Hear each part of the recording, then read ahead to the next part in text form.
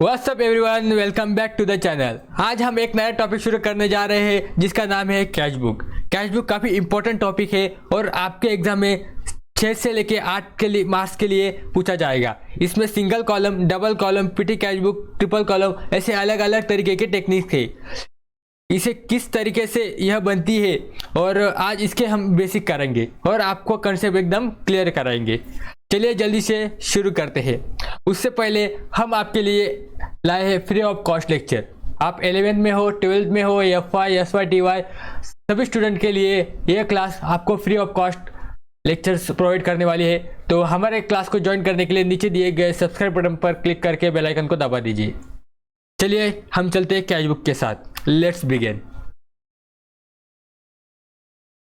सबसे पहले इसका मीनिंग जानते हैं। What is actual cash book. देखो, मेन जो बात होती है वो मतलब समझने से होती है। आपको मतलब समझ में आ गया तो सारी चीज़ें समझ में आ जाएगी।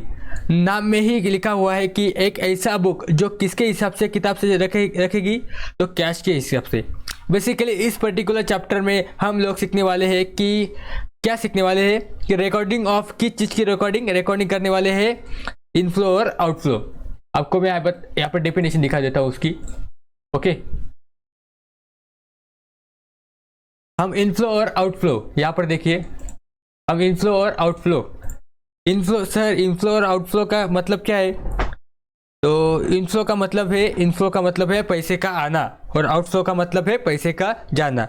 या तो पैसा आ रहा है या जा रहा है। इनफ्लो और आउटफ्लो की चीज़ के, तो इनफ्लो और आउटफ्लो कैश और बैंक के। भाई पैसा आ तो कैश में ही आएगा और बैंक में ही आएगा, है ना। तो हम लोग बेसिकली क्या सीखने वाले हैं, हम कैश बुक में सीखने वाले हैं कि पैसा आ रहा है कि जा रहा है, इसकी रिकॉर्डिंग और बैलेंसिंग हम इसमें सीखने वाले हैं। तो cash book is a book which record inflow और आउटफ्लो ऑफ कैश बैंक। बहुत बढ़िया। अभी कैश बुक कितने तरीकों की होती है? What are the types of cash book. तो मैं यहाँ पर दिखा देता हूँ कितने टाइप्स की है। Okay,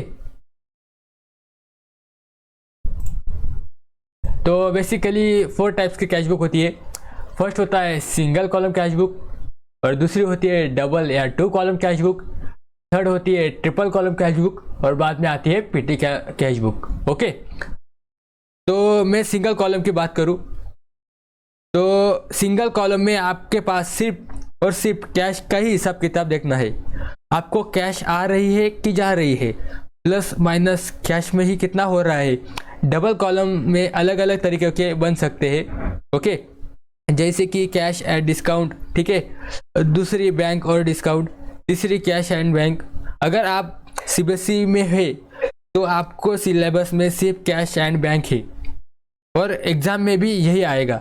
triple column cash book कौन सी होती है? ट्रिपल कॉलम कैश बुक होती है जिसमें हम कैश लेते हैं, बैंक लेते हैं और हम लोग लेते हैं डिस्काउंट। इसमें 3 कॉलम होते हैं, कैश, बैंक और डिस्काउंट।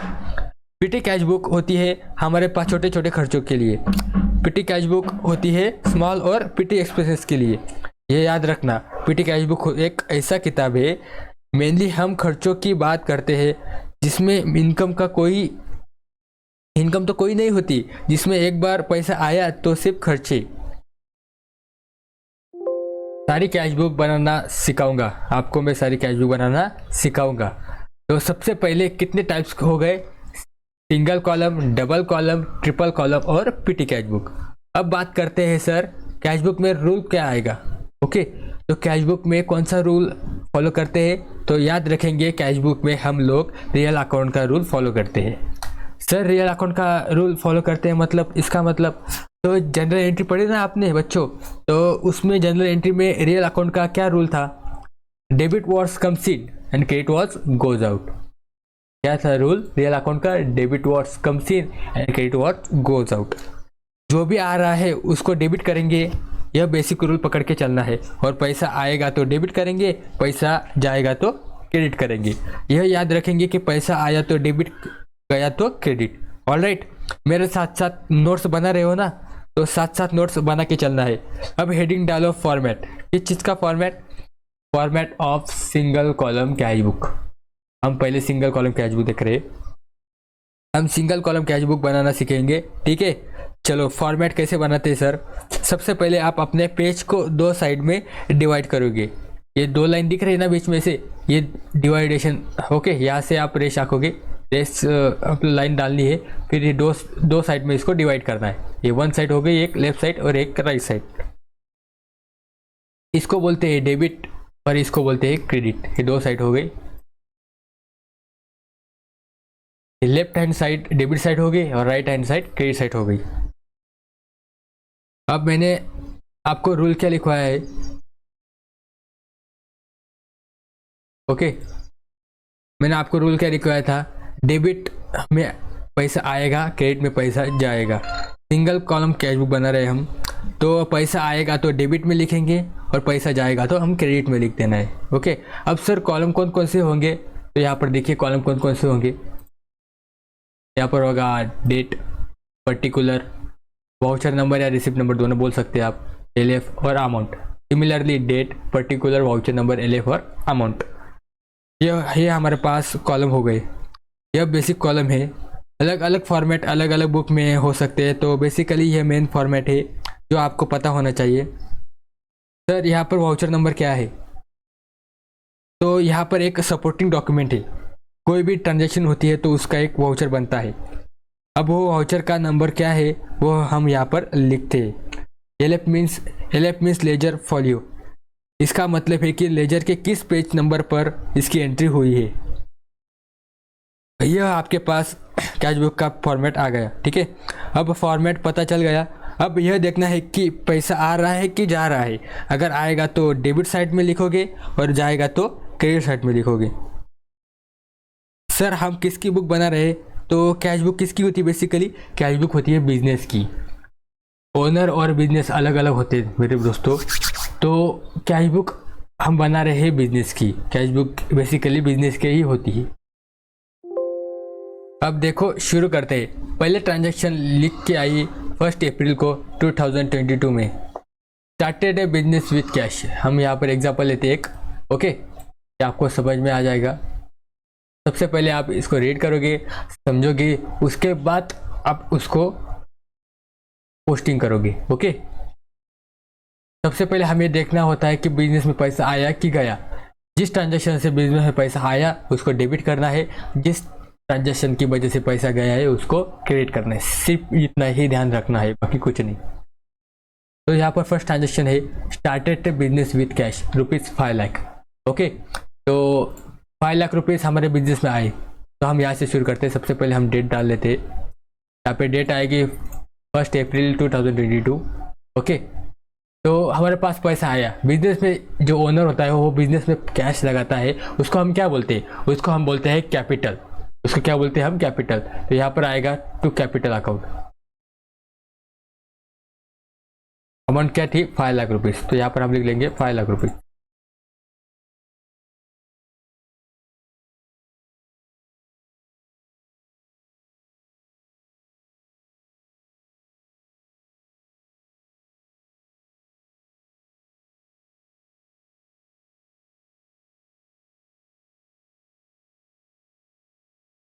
तो हम यहाँ पर लिख लेंगे 5 लाख रुपीज़, ओके। ठीक हो गया।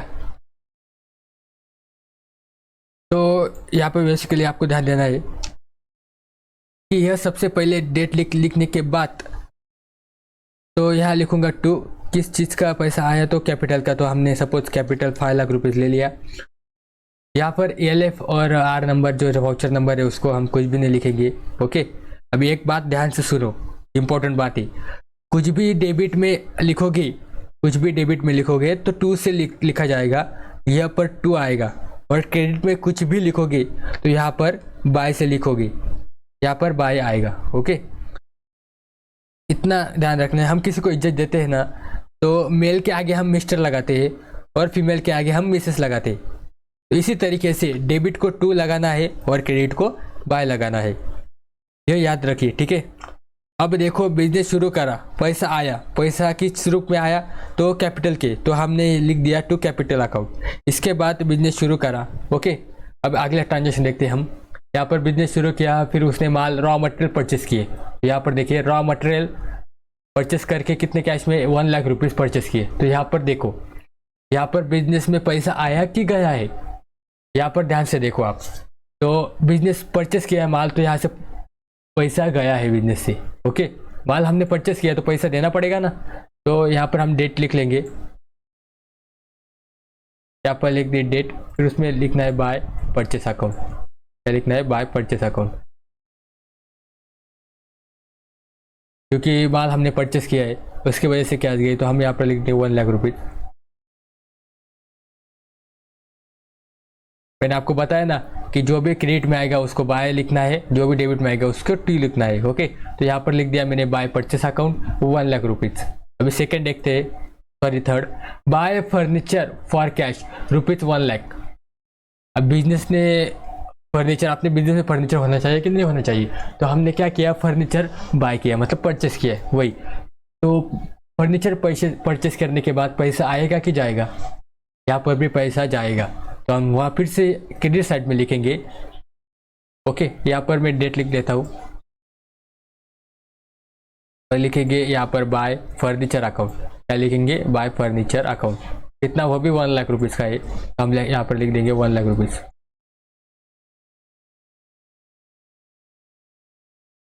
अभी उसके बाद क्या है? उसके बाद है सोल्ड गुड्स फॉर कैश। अभी माल प्रोडक्शन हो गया, रॉ मटेरियल आ गया, हमारा प्रोडक्शन हो गया। अब उसके बाद क्या करना है? हम सेल कर रहे हैं, बिजनेस क्या कर रही है? सेल कर रही है। अभी माल सेल करने के बाद क्या आएगा? यहाँ पर क्या आएगा? कैश आएगा। माल सेलने के बाद पैसा आएगा कि जाएगा? पैसा आएगा। तो हम पैसा आने के बाद हम कहाँ पे लिखते हैं? हम लिखते हैं डेबिट साइड में। तो हम यहाँ पर लिखते हैं ओके,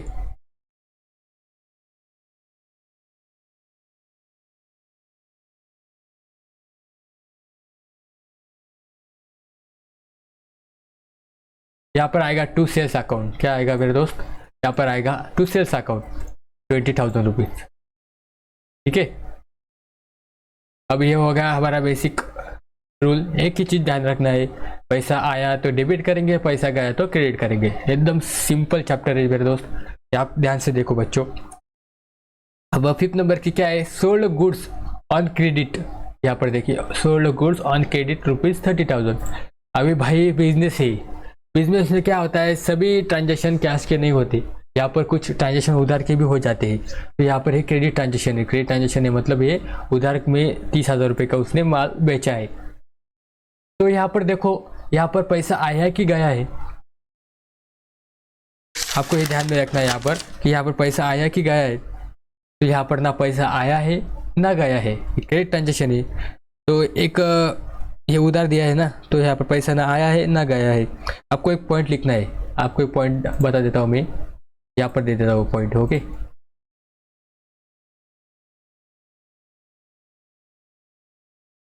ये पॉइंट है यहाँ पर, credit transaction are not recorded in cash book. Credit transaction cash book में रिकॉर्ड नहीं होती बेटा जी। बेटा जी, credit transaction are not recorded, उधार की जो ट्रांजेक्शन रिकॉर्ड नहीं होगी। ठीक है, चलो तो इस ट्रांजेक्शन को हम क्या करेंगे? इग्नोर कर देंगे। इस ट्रांजेक्शन को हम इग्नोर कर देंगे। अभी अगला वाला देखते हैं, interest credited by bank rupees 10,000। अभी इसके बाद क्या हुआ? इंटरेस्ट हमारे बैंक में इंटरेस्ट आ गया। ठीक है, जब अब जो इंटरेस्ट आया है बेटा, वो इंटरेस्ट हमारे बैंक में आता है, बैंक हमें बुलाकर कैश में नहीं देती। तो अगर ऐसी कोई ट्रांजैक्शन है जो हमारे बैंक में आ रही है, तो वो भी यहाँ पर रिकॉर्ड नहीं होगी। सिंगल कॉलम सिर्फ कैश का कॉलम बनता है, यहाँ रिकॉर्ड नहीं होगी। ठीक है, अच्छा सर, अब क्या हुआ?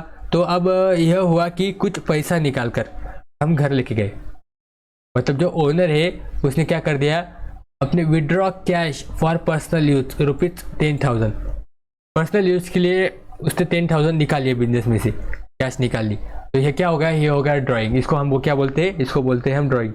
तो हम क्या लिखेंगे यहाँ पर? यहाँ पर पैसा गया कि आया है बिजनेस में? इसमें पैसा बिजनेस से गया है, उसने विड्रॉ कर लिया ना, तो बिजनेस से गया है। तो हम यहाँ पर लिखेंगे by drawing. By drawing account कितना था? वो 10,000 का था।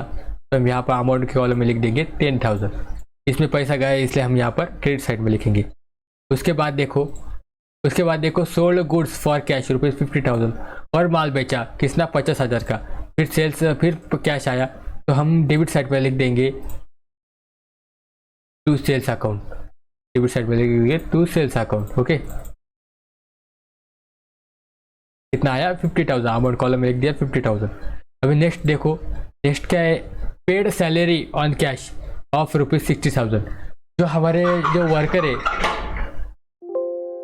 पेड सैलरी ऑन कैश, जो हमारे वर्कर है, जो हमारे लेबर है, उनको हमने क्या कर दिया, सैलरी पेड कर दी।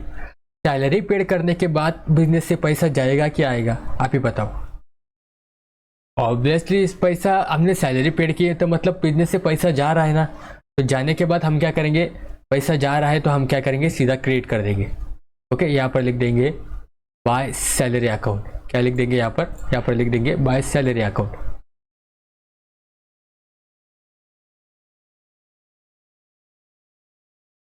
ये हो गया।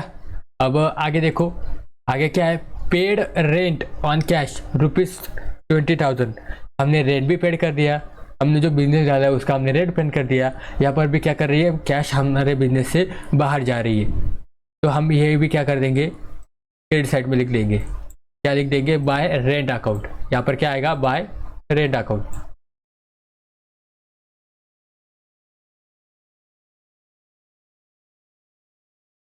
कितना हो गया ये हो गया टोटल हमारा 10,000 रुपीज़, 20,000 रुपीज़। ओके, तो आगे देखिए, आगे क्या है, पेड इलेक्ट्रिसिटी बिल ऑफ ₹10,000।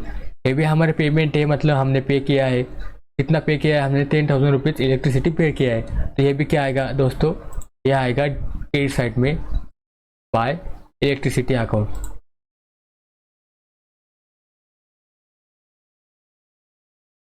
कितना पेड किया है हमने टोटल पेड किया है 10,000 रुपीज़। अब हमें देखना है कि लास्ट में हमारे पास कितना पैसा बचा। तो आपको क्या करना है, जो ये पैसा आने वाला कॉलम है, जो जहाँ से हमने इसका टोटल लगाना है, इसका टोटल कितना आएगा, इसका टोटल आएगा 5,70,000। कितना आएगा, 5,70,000। यही टोटल हमको क्या करना है, इसी साइड में, दूसरी साइड में हमको लिखना है। ओके, ये लिख दिया 5,70,000। तो क्रेडिट में भी 5,70,000 मैंने लिख दिया। तो याद रखना है, टोटल दोनों साइड बराबर करनी है, इधर 570 तो इधर भी 570। खर्चा कितना हुआ हमारा, ये हमारा हो गया, जितना आया है उतना हमने लिख दिया। अभी खर्चा कितना हुआ, तो हमारा खर्चा हो गया टोटल 3 लाख रुपीज़। तो आप 570 से 3 लाख रुपीज़ क्या करना है, हमको माइनस कर देना है, उसमें से निकल लेना है। तो 5,70,000 में से 3 लाख खर्चा हो गया, तो 270 हमारे पास बच गया। कितना बच गया हमारे पास, हमारे पास बचा है 270, मतलब 2,70,000। ये हो गया हमारे, आपके पास क्या हो गया, ये हमारा हो गया बाय बैलेंस कैरिड डाउन। ये हो गया हमारा बाय बैलेंस कैरिड डाउन। यह याद रखना है कि बैलेंस कब निकलता है, तो बैलेंस निकलता है on last date of month. जितना भी पैसा आया उनमें से जितना गया, जितना भी पैसा आया उसमें से जितना गया उतना माइनस कर दो, तो आपके पास वैल्यू बचेगी, उसको आप बैलेंस बोलते हो। ठीक है, this is how a single column cash book is prepare. इसी तरीके से सिंगल कॉलम कैश बुक बनाई जाती है। बस बेसिक को आपको याद रखना है। वो बेसिक क्या है, तो अगर पैसा आएगा तो डेबिट करना है, और डेबिट साइड में फॉर्मेट को भी ध्यान में रखना है, इधर 2 आएगा, और पैसा जाएगा तो क्रेडिट करना है, और यहाँ पर लिखना है बाय और पैसा। ओके, ठीक है, अब देखते हैं। आई होप आप लोगों को कैश बुक एकदम से क्लियर होगी और आप लोगों को सिंगल कॉलम समझ में आ गया होगा। आज आपको क्या करना है, आज जाकर सिंगल कॉलम के जो भी बुक्स आप फॉलो करते हो उसमें से शुरुआत कर दो और क्वेश्चन स्टार्ट करना शुरू कर दो। 1-2 क्वेश्चन की प्रैक्टिस भी करो। अगली क्लास में मैं आपको डबल कॉलम करवाता हूँ और उसके बाद जीएसटी के क्वेश्चन करवाता हूँ। जीएसटी भी आ गई है तो जीएसटी के भी क्वेश्चन आने ज़रूरी है। तब तक आप इनके बेसिक प्रिपेयर कर लो। कुछ डाउट आए तो let me in now comment section. सभी फ्रेंड के साथ वीडियो शेयर कर दो और सभी तक पहुंचा दो। और मिलता हूं मैं आपको नई वीडियो में बहुत जल्दी। Till then keep growing and keep glowing. धन्यवाद।